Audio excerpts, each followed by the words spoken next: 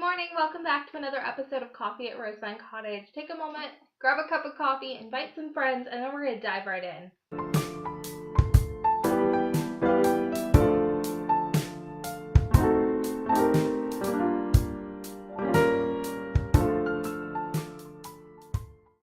I'm a planner. I like lists.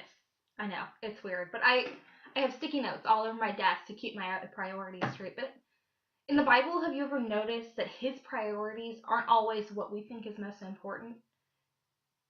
A good example would be Mark 5:21 through 34. Jesus is on his way to Jairus' house to heal his daughter. He was a synagogue leader, an important member of society. He came to Jesus begging for him to come to his house to heal his little girl. Our hearts naturally go out to him. What decent parent wouldn't do everything in their power to save their child? And yet, Jesus stopped for someone we'd consider less important, a lowly, nameless woman and a sea of faces urging him on to quicken his steps so he won't be too late. Ignore the slight pull on your hem.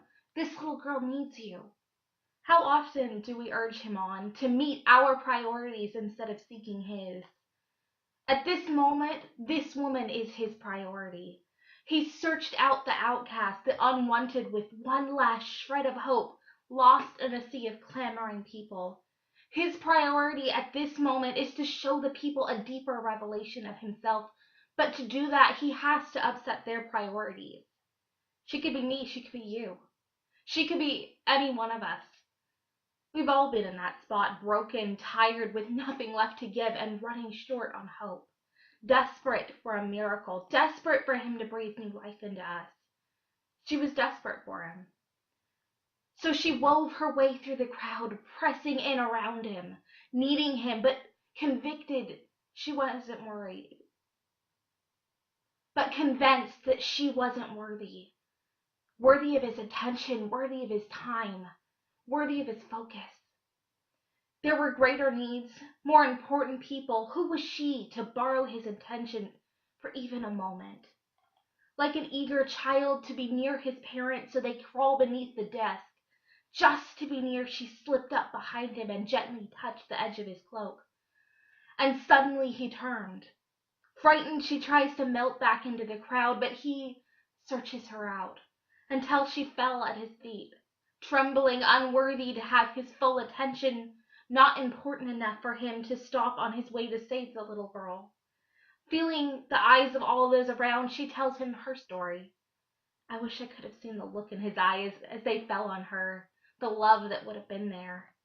Only he knows where to find us. Only he knows where to break through to meet us. He had to stop for you and me. Like Peter in the crowd and Jacob in the wilderness, he had to seek her out, to find her in the midst of her pain, in the midst of her sorrow, in the midst of her broken story, to write a new ending. Can you see her?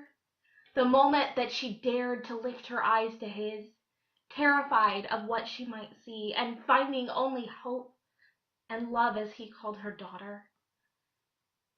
You don't look for something that is worthless. You don't stop everything to seek out what is unimportant. The world called her unimportant. He called her so important that he stopped in the middle of the street to find her. He stopped on the way to something important to search her out, to meet her in the middle of her need, to tell her she was priceless. He stopped for her to heal, to restore, to save, to wash away the years of sorrow and suffering. He stopped for you too.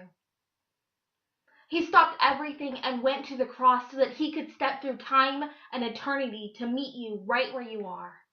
Are you like this nameless woman in the dusty streets of the New Testament, desperate for him, but scared to step out of the crowd to get his attention, longing for him, but scared of rejection once more? Don't be frightened.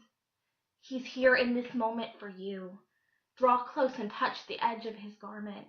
You already have his full attention. This moment was orchestrated for you since before you were born. Step into his presence and let him restore what has been lost. Thank you so much for watching. I really hope this episode blessed you. Take a moment, leave us a comment, share this video with your friends. Hit the bell icon so you know when our next video goes up, and join us again next week. We would love to have you. Have a great week.